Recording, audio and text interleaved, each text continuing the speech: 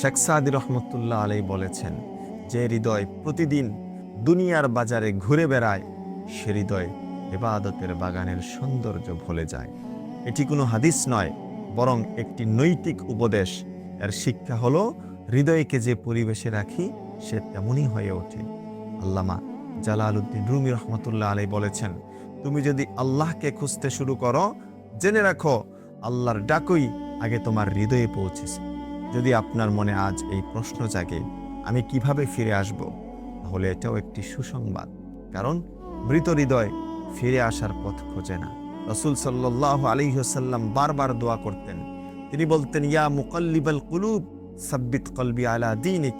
হে অন্তরসমূহের পরিবর্তনকারী, আমার অন্তরকে আপনার দ্বীনের ওপর অটল রাখুন।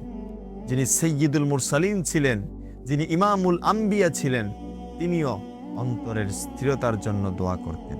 তাহলে আমাদের কত বেশি দোয়া করা প্রয়োজন।